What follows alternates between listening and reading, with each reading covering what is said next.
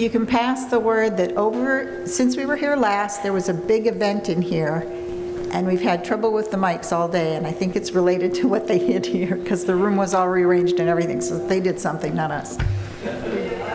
All right. Karen? Okay, the final scholar, Hanny Scholar, that we're giving a scholarship to is the Quinn, who you will hear about in a minute. And those of you that may or may not know much about how we get a scholarship awarded, just want to say it's one of the best committees to be on at ICL to volunteer for. It has a condensed time, and we got about, I don't know how many, but 30 to 60, I mean, it started with like the first 25, 30, and then right before graduation, which is in the last, month, we get 30 more. And so, the first ones you be real careful, and the second one you're reading, but you get all these varieties. And the beauty of having, I think the committee had 6 or 7, Rena was head of it, and we never had a face-to-face meeting on this. It was all, at least I didn't. We had mainly computer, and she would, thank you, Dave McMillan, would send us all the applications to read from our computer. And it was wonderful, but we need variety of people, because sometimes you read these and you go, huh? And I have no idea. I could be so snowed by, especially the science ones, I can't tell at all. Is this, has this already been done, or what is this? And so if you have a weird occupation or an occupation in a certain area, it's a delight to read what Willamette does. And Willamette and that's just an idea of, wow, this is a great university. And the fact too, who's Hanny? A lot of you know, but he was a chaplain here, and he and his wife were members, or at least his wife was when I got in 2010, but before that I don't know. Were just wonderful members of this organization. So when we decided to give scholarships, and we give 6, so you have to have at least 6 or 7 on the committee. I've been through a couple where different methods have been used to decide who. I like this year, where these diverse people, and even on the computer, we read them, we don't discuss among us very much. We actually go through our rating them all, but only giving to the committee our top 6, which is nice, because they're diverse. And then Rena takes, how many got 4 out of the 6? Nobody got 6 out of the 6. So everyone you see here is someone's favorite. And then out of the 6, I think what happened is then that committee can narrow it down. Well, who of the 7 people voting for this voted for the same person? And immediately you come up with, well, this person got 4 nominations from the group, this person got 3, or maybe we have 2, I forget, there was some duplicates, 2 got 3, a couple got 2. And so there is no, to my knowledge, there is no scholar among these that got just 1. And some got 2, maybe someone else is here who can tell me. But so these are very, and that's a pitch also for you to volunteer for, because it's really fun. And it's an absolute pleasure to introduce our 6th receiver of the scholarship, Quinn Donaldson, and he's from Denver, Colorado, and he admires Earth's beauty. And Quinn is graduating from Willamette University in the class of 2026. He became interested in physics in high school and how it enabled him systematically to understand and predict phenomena in the natural world. He has used the Borrero lab, we've got to go through that sometime, to study how fluids behave under different environmental conditions. This fall, Quinn plans to pursue a master's in electrical engineering with a focus on smart power systems and sustainable energy at the University of Colorado at Boulder. So Quinn, take it away.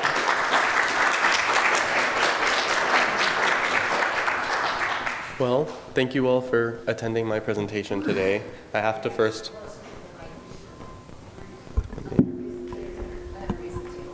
Okay.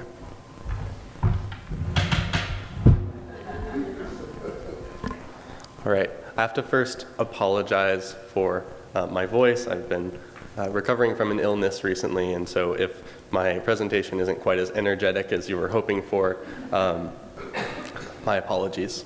So my presentation is on the effects of shear and rotation number on turbulence lifetimes in subcritical Taylor-Couette flow. And I know that that title is extremely dense, but the reason why I chose it is because this is the same title of my thesis presentation and thesis paper that I've been working on at Willamette. I've been working on this project for the past year and a half. I was selected to work in the Borrero lab this past summer of 2025 to work on this project as well. So it's been a long time coming, and I wasn't gonna change up the title just for the end. So I wanna give a thank you to Sharon for coordinating this presentation with me, as well as my principal investigator who wasn't here today, but his name is Daniel Borrero Echeverry, and he has been supportive on this project. So a bit more about what we're doing. This is my docket for the day. I'm going to try to give a thick introduction to this problem, really try to motivate why we should be interested in studying turbulence in general. And then I'm going to go into some background that helps you to understand the system that we are looking at in particular. I'm going to go over the methods that we used to make these scientific statements about the system that we have. I'm going to go over what we've learned and then where this project might go going forward. So beginning with the introduction, during our research, we experiment on a system called the Taylor-Couette system. And the easiest way to describe what this system is it's the flow that occurs in a fluid between two coaxial rotating cylinders. What that means is we have cylinders that are one inside of the other. We fill the gap between them with a fluid, and then we study the turbulence or the dynamics of the fluid inside that gap. In general, when studying this Taylor-Couette system, the most important characteristics to look at are the rotation rates of the two cylinders individually. So if we have the outer cylinder spinning aggressively and the inner cylinder spinning slowly, the system will have vastly different dynamics than if we have, say, the outer cylinder spinning slowly and the inner cylinder spinning rapidly. So the rotation rates of these cylinders are sort of the main independent variables that we control in this experiment. So some history of the Taylor-Couette system. It was named after, surprise, surprise, Taylor and Couette. The first one to work on this system was Couette, who used it to measure viscosity. So viscosity is, you can think of as the stickiness of a fluid, how quickly it flows, right? So a fluid like honey is going to be much more viscous than a fluid like water. And the way that Couette used the Taylor-Couette system to measure viscosity is he would fill the gap between the cylinders with a fluid of an unknown viscosity, and then measure the amount of torque that the fluid exerted on the inner cylinder trying to rotate it under different conditions. So if I put honey in the system and then I try to spin the inner cylinder, it's going to be more difficult to spin than if I put water in the system. And you can kind of imagine that as like an analog to if you, say, put a spoon in a jar of honey. It's more difficult to twist the spoon when compared to putting a spoon in a jar of water. More closely related to my research, is Taylor's research on the Taylor-Couette system. So what Taylor did was he first investigated the stability of the system. And when we talk about stability in this context, what we're trying to understand is how quickly the system transitions to a turbulent state. And I'll talk more about turbulence very soon. But what you need to understand is that Taylor's research is most similar to mine, just occurred 100 years earlier. So let's talk about turbulence a little bit, get up to speed on that definition. So in general, fluid flows can be categorized into two categories. We have laminar and turbulent.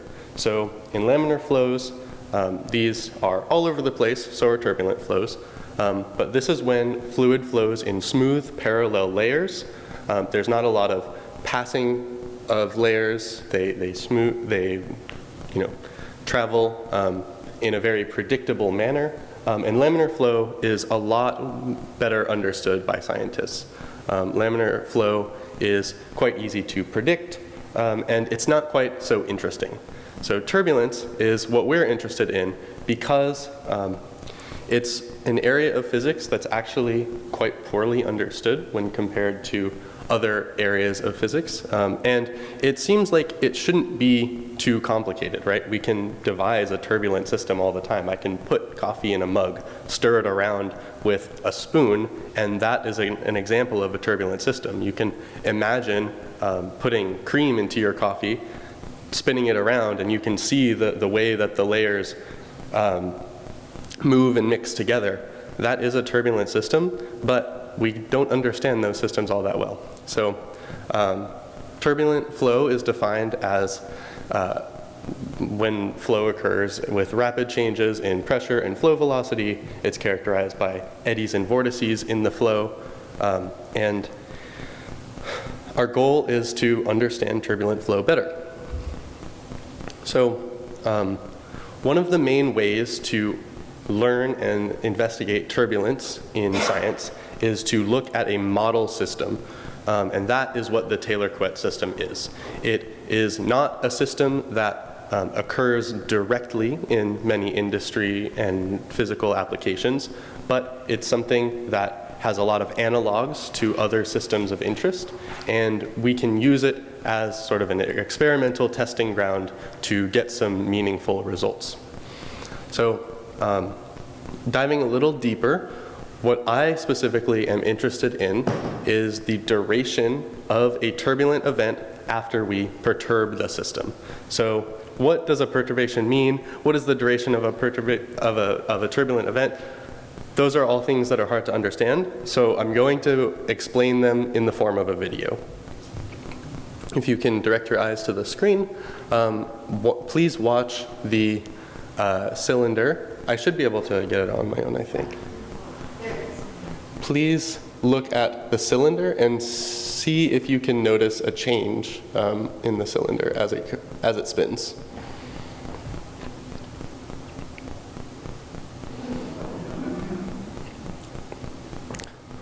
So that is what a turbulent event in the Taylor-Couette system looks like visualized in a video format.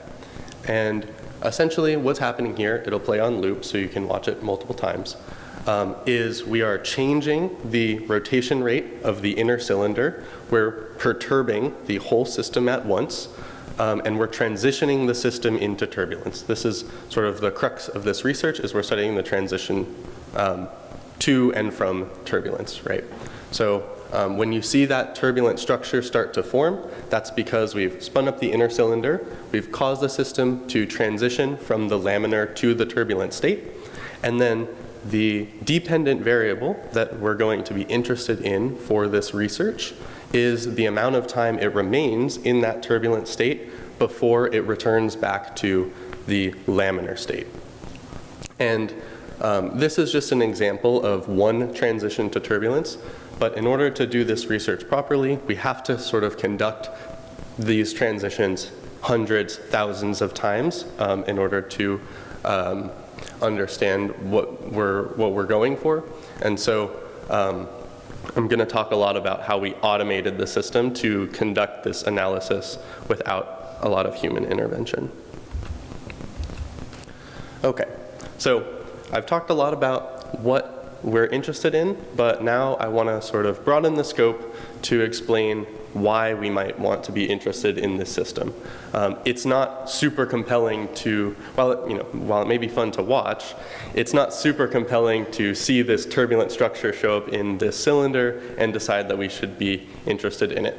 And so the main applications of this system come in the form of analogs to other interesting systems in science. And some of these include industrial machinery, hydropower, and then astrophysical flows. The Taylor-Couette system is actually pretty amazing in the number of systems it can be analogous to. So the first analog that I'm going to describe is how the Taylor-Couette system can relate to a Keplerian flow. A Keplerian flow is the motion of a gas or dust of particles around a large massive body. And these happen all of the time in astrophysics. So anytime you might imagine the rings traveling around Saturn or the atmosphere around a planet, these flows can sort of be modeled by the Taylor-Couette system and understood through the lens of a human-sized, easy to manipulate system rather than studying the physics of an atmosphere of a planet, which is much more challenging. So Taylor-Couette flow is often described as quasi-Keplerian, which essentially just describes that we can make connections between the two systems. Another really important analog of the Taylor-Couette system is in these intake vortices. They're called free surface vortices that occur at hydropower plants. So when the water level in a hydropower plant gets low, sometimes a vortex can be induced at the intake, and this is really bad for the efficiency of these hydropower plants. The vortex disturbs the flow of the fluid, and these plants are expecting smooth laminar flow entering the hydropower turbines, and when we get this vortex, the turbines do not spin as efficiently as they would otherwise.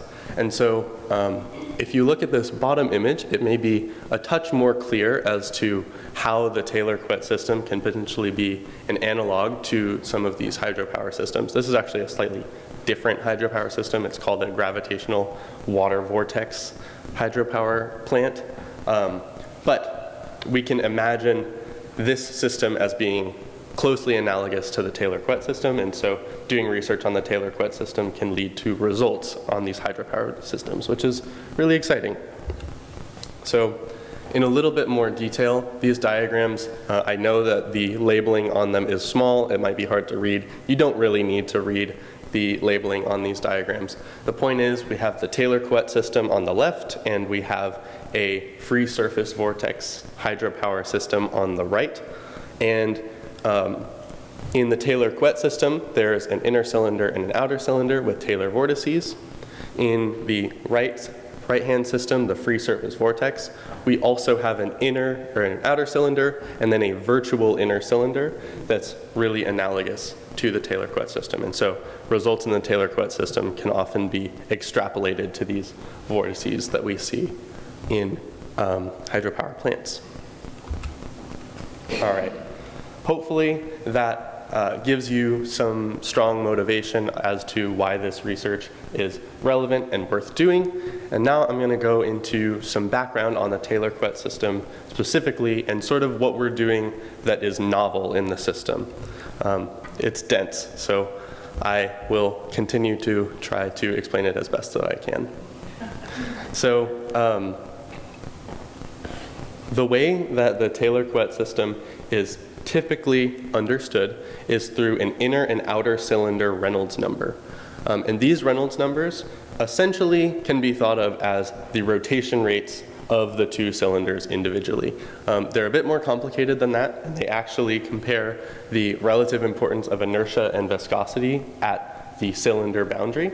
But for our purposes, they can be understood as at least proportional to the rotation rates of the cylinders.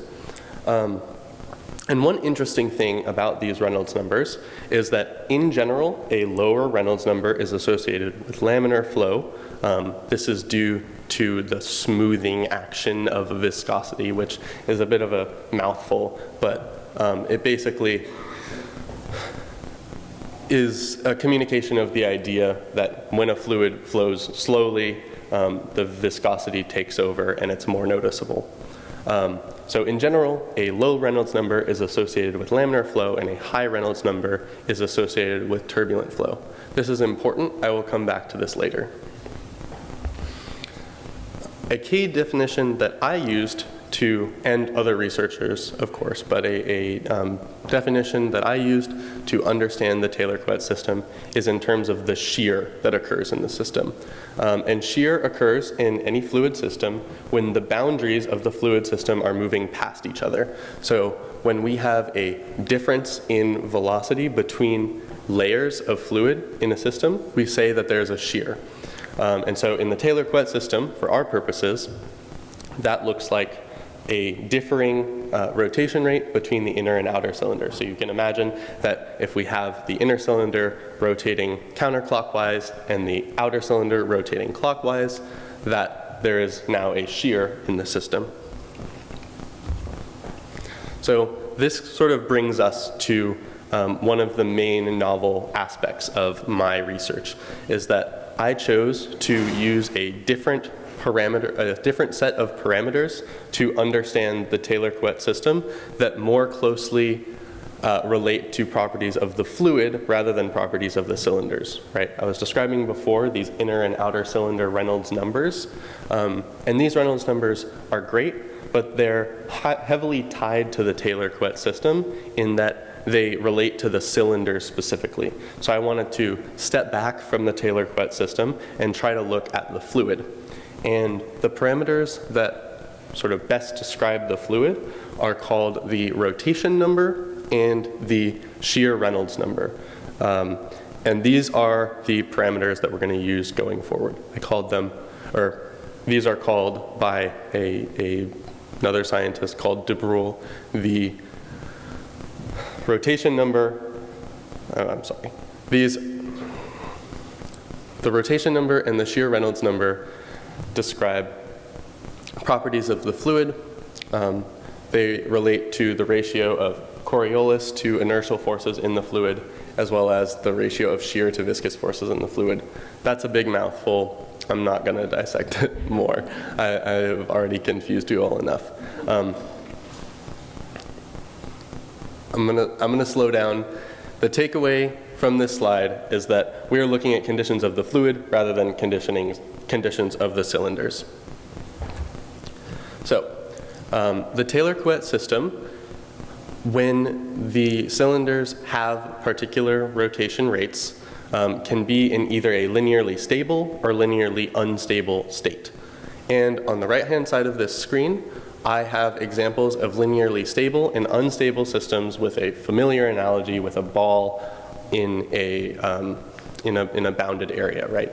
So the key difference between these two systems is that in the linearly stable system, if it is perturbed, right, if we push the ball in one direction, we expect the ball to return back to the stable center equilibrium. Alternatively, the unstable state, if we perturb the ball, we push it, it will go crazy and go off into the abyss, right? This unstable system will not return to equilibrium. So the Taylor-Couette system can be understood through these similar analogies. And importantly, we're only looking at linearly stable versions of the Taylor-Couette system. So when we look at it, every time we apply a perturbation, we expect that eventually it will return back to our equilibrium, which is the laminar state. This is what the stability diagram looks like in terms of our control parameters. So we're controlling the system through the amount of shear and the amount of rotation, which are RES and R omega in our system.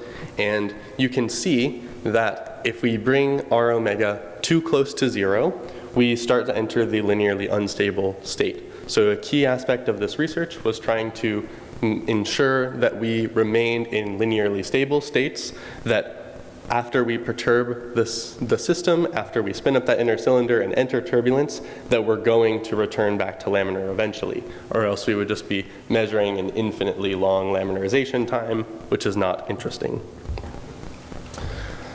All right, so I've gone over a lot of theory. Now we're going to start to talk about the mechanical applications and how we actually did the measurement in this system. So this is what our system looks like in a nice cartoon provided by my lab partner, whom I worked over the summer with. Her name is Grace, and she was great. And the key thing to notice about this diagram is that we're monitoring the system with a camera, right? In that video earlier, I showed you how the turbulence can be visualized, and this visualization method is the same way that we monitored the system automatically. So we hooked up the camera to a computer that would be able to detect whether an image was laminar or turbulent. So this is a practical image of what our system actually looked like.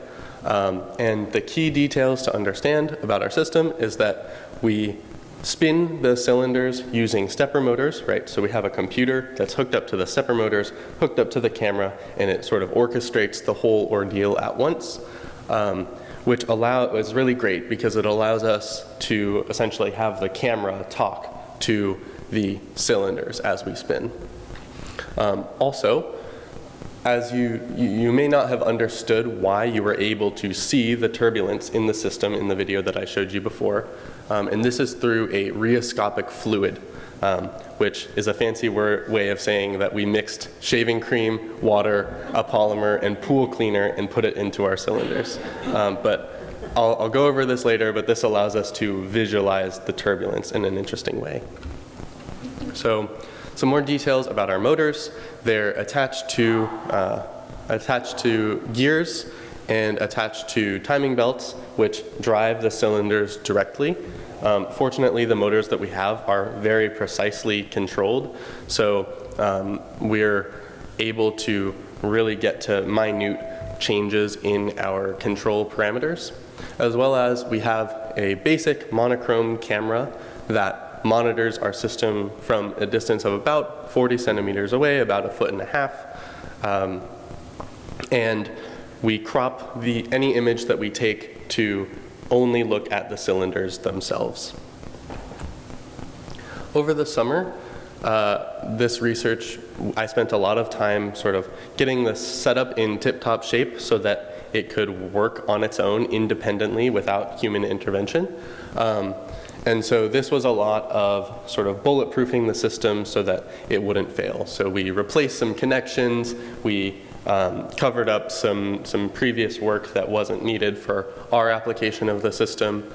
We raised the cylinders actually so that we could get better images. We also redesigned the timing belts so that they would be more robust, as well as we increased the gear ratio so that we could spin the cylinders even faster. So yeah, importantly, this was a system that we inherited. It's been in the Borrero lab for a while, but we needed to perform some upgrades to make this research really feasible, or else it would fail in the middle of trials where it was not being supervised.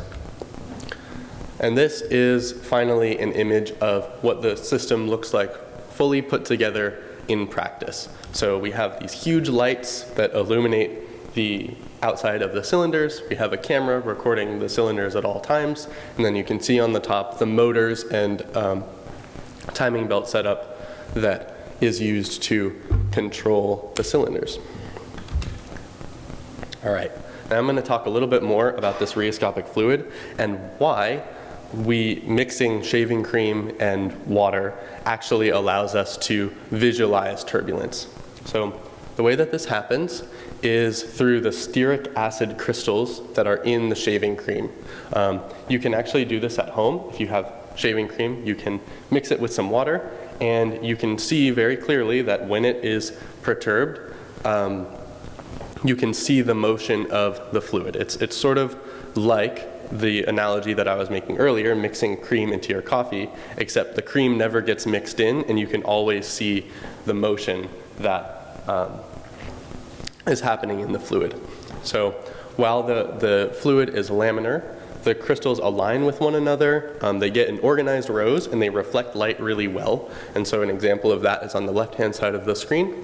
And then when the flow is turbulent, the crystals misalign, and you can very obviously see the eddies and vortices in the flow, and the appearance is darker. And we can use this difference in appearance to automatically categorize these images as laminar and turbulent with the computer. This is just an example of what our perturbation might look like in a velocity versus time graph for the cylinders. So you can see that when we are perturbing the system, we're doing it all at once. We're lowering the velocity of the inner cylinder for a short period of time, and then we're raising it back up, and this sort of coerces the whole system to transition to turbulence.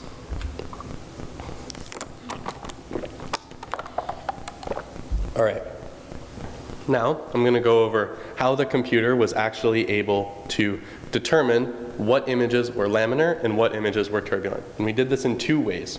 So in order to ensure that the system could be left unsupervised, conducting these trials without human intervention, we needed to make sure that the turbulence detection was robust. And so this is the first of two ways that we measured turbulence. And that was by looking at turbulent pixels. So what we do is we take two images sequentially with a short distance of time in between them, and then we subtract the images. So for anyone who doesn't understand how a digital image works, each pixel in the image has a brightness value associated to it, and we can subtract these two images from each other very easily with a computer. And if we see that the brightness of an individual pixel changes a lot between the two images, we call that pixel turbulent. So on the left-hand side of your screen, the two images on the left, you can see they look pretty similar, right? We don't know if that's turbulent, if that's laminar, what it is. But by subtracting the two and then checking which pixels change significantly between the two images, we can sort of highlight what areas of the image are turbulent and decide whether or not the images are turbulent or laminar. Now, the other method of detecting turbulence was a little bit more simple, and it was just to do with comparing images by subtracting them from images of the laminar state, right? So we would average a bunch of images of the laminar smooth flow together, and then we would compare an image of the turbulent flow, and we got this beautiful parameter A, which basically determined how closely the image looked to an image of the laminar state. So this is an example of one trial.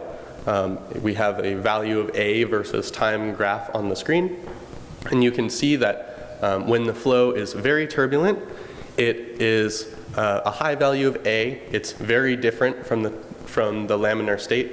Then sometime later, we drop down to an image that is partially turbulent, and thus it has a partially high value of A.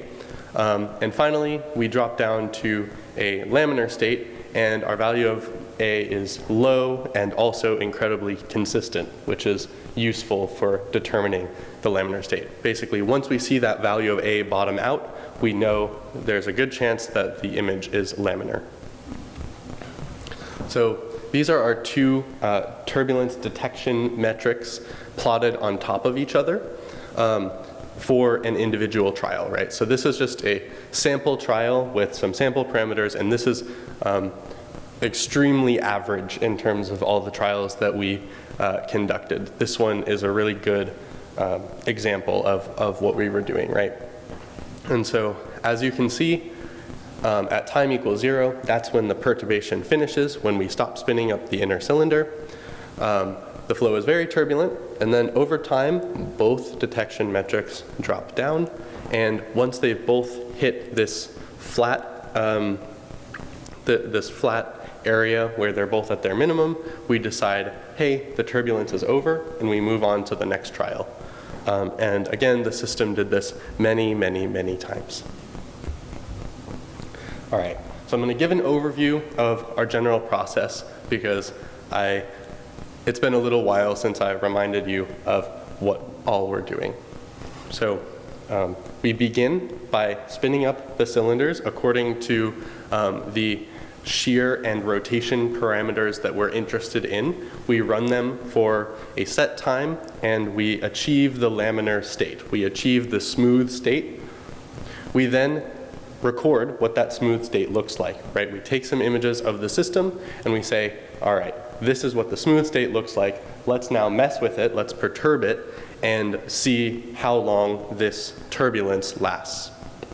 We apply the perturbation to the system by spinning up the inner cylinder, transitioning the whole system to turbulence all at once. And then the camera records the system, automatically determining whether images are laminar and turbulent, and the trial has finished once the computer decides that the turbulence is over. All right. Now let's talk about what we came here for and what we actually learned from this research. So this plot is potentially challenging to look at, but what it represents is how the laminarization time, which is what we refer to as the time between the perturbation and the end of turbulence, how that time depended on our control parameters, right? So these new control parameters, remember, represent conditions of the fluid rather than conditions of the system. And this plot represents how they all depended on each other. And this actually provided a lot of illuminating results for us. We see some really good trends in this data. So I will have some plots that break this down further, but what this plot gave us to take away was that our laminarization times generally decreased as the R omega and RES increased. So as we increased the rotation and the shear in the system, we decreased the laminarization time, which was really interesting, and I'll explain why that was later. So that other plot was pretty hard to parse with all of the data points on it. So this is that previous plot, but in 2 dimensions. And as you can see, there are some clear trends in this data. This is rotation compared to laminarization time for those plots. And you can clearly see that as the rotation increases, right, as we go from left to right, we see a decrease in the laminarization time with some funky stuff on the edges. This next relationship, however, between the shear in the system and the laminarization time is much more clear. We can clearly see that as the shear increases, going from left to right, we decrease the laminarization time, which was really exciting, and this is a novel finding that was not certain before this research. So this is what all of the data looks like put together. We're back to a scenario where it's sort of hard to parse, but in general, the laminarization time decreases as we increase the shear and increase the rotation of the system. We also, seeing those funky edge effects of this research, right, we wanted to investigate a little bit more about what is happening on those edges. And the way that we did that was by basically going through that area of the parameter space with a fine-tooth comb and surveying it over and over and over again. And what we found during that process was these events called turbulent supertransients. And this is sort of an affectionate name given to them, but these supertransients are basically just turbulent events that last for a really long time. And they've been observed before, but what's key is that we haven't observed them before when there is some inner or outer cylinder or inner cylinder rotation, right? So in the past, turbulent supertransients have appeared with turbulent supertransients have appeared with only outer cylinder rotation. Now we're seeing them with inner cylinder rotation. And so we decided, let's look at how that inner cylinder rotation affects the duration of these supertransients. So what we found is that when we rotate the inner cylinder counter to the outer cylinder, these supertransients are larger and longer and more prevalent. And then as we start to move the inner cylinder alongside with the outer cylinder, the supertransients die out and they're a lot less common. And this was exciting to learn as well. So this is another plot. It's a bit challenging to understand, but what it basically represents is that these supertransients sort of have an exponential decay in terms of their prevalence. So as you increase the time of a supertransient, it's exponentially less likely to happen, right? So it's very likely to have a 10-second transient. It's very, very, very unlikely to have a 180-second transient, which is what we see on the very right side of this plot. So finally, I'm going to go and try to broaden the scope a little bit more and talk about what we can conclude from this research. So the biggest thing that I want everyone to take away is that increasing the shear and the rotation in the system reduced the laminarization time. That's sort of the main takeaway of our research. And this is exciting because it's somewhat counterintuitive. So as I referenced earlier, this research is typically parameterized with the inner and outer cylinder Reynolds numbers. And when those numbers get high, we typically associate the system with turbulence. But there are scenarios in which we increase the shear and increase the rotation, and we get a short laminarization time, but we still have really large inner and outer cylinder Reynolds numbers. So we're expecting that this situation will be turbulent, but we actually see that the turbulence dies out really quickly, and that is quite useful. The other takeaway is that we have observed these supertransient events, these long-lived turbulent events, with the weak counter and co-rotation, and that in general, as we move from counter rotation to co-rotation in the system, these events become less likely and they become shorter. And this finding actually makes a lot of sense with the previous finding, because we saw that increasing the R omega will decrease the laminarization time, and going from counter to co-rotation is in fact increasing the R omega.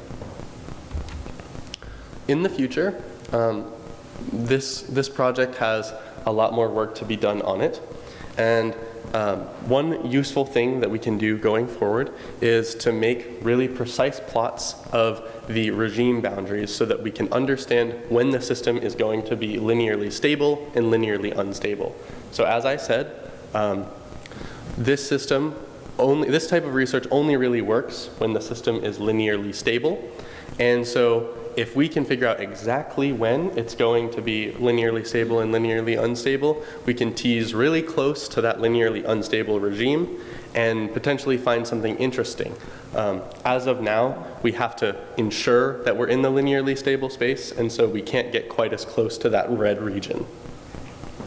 Another thing that I would like to do going forward in this research is to create a function that predicts the laminarization time based on the data that we have, right? So trying to make predictions about laminarization time that we haven't actually measured. And finally, this research could benefit from looking at a larger gap between the cylinders. The version of our system you can see the cylinders are quite long and the inner cylinder is quite large. And so this sort of represents the extreme of the cylinders basically being infinitely long. The distance between the cylinders is 40 times less than the height of the cylinders, and so it's sort of one extreme of the case. If we looked at a less extreme case, we might see different results. These are the references that I used for this project. Probably not super relevant to you, but I need to give credit to all of the people who helped on this work. And finally, I would like to acknowledge my wonderful lab partner from this past summer, 2025, Grace Shipp. We went and presented some preliminary results from this research in the fall at the American Physical Society's Division of Fluid Dynamics Conference. Also, I would like to thank Hannah Rarick, who wrote a previous thesis on this same system that was of great use to me. I would like to thank the Willamette Physics faculty for being incredibly supportive. My advisor, Dr. Borrero, helped a lot on this project. As well as I'd like to thank all of you for attending my presentation and the committee for giving me this opportunity. Also, these are financial support sponsors, which allowed us to do the summer research which this whole project began on. All right, thank you all for your time. You're a wonderful audience, and I will have any questions. As you were giving, hi, my name's Mark, and as you were giving the presentation, it seems like the fluid in your system stayed constant, but it didn't look like it was a pure liquid. It seemed like it was a suspension. Mm-hmm. Is that right? Yeah. So the fluid was made by mixing shaving cream and water. That's the core of it. And then we introduce a polymer. It's called Laureth 23, and that sort of stabilizes the crystals from the shaving cream into solution. You're totally right, though. You have a good intuition. These crystals will eventually settle down, and we have to remix the fluid, but that normally happens over the course of weeks or months. For the most part, it stays as a good suspension.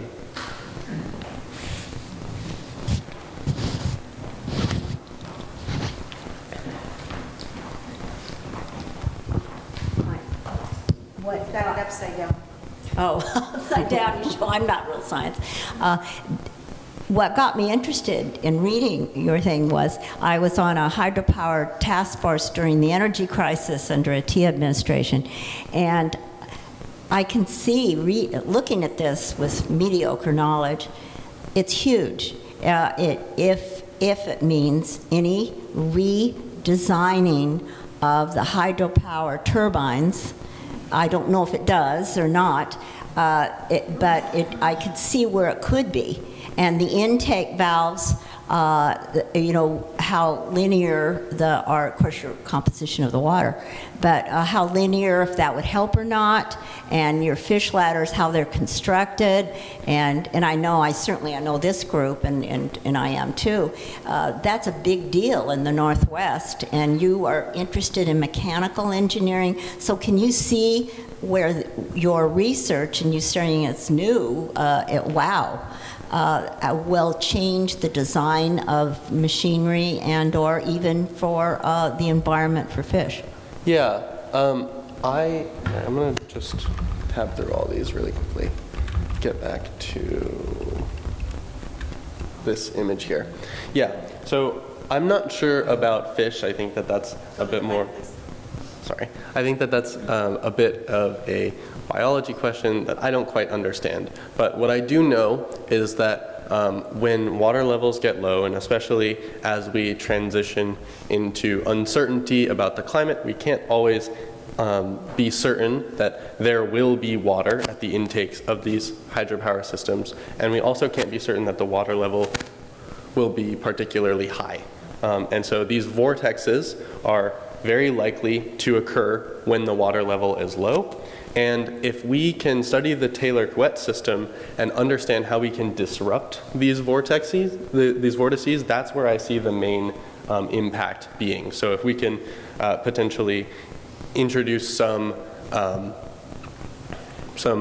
permanent fixture where the vortex might be created that would disrupt the vortex and stop it from occurring. That could really allow us to create hydropower even when the water levels are lower, where that's more challenging in the current state of affairs. Thank you for doing this. Thank you. All right, if there are no more questions, thank you very much. We appreciate it. And here's your certificate and check. Check on behalf of ICL, so don't throw it away. Also, that mug is for your faculty advisor. Wonderful. Excellent. Send it over. Thank you very much.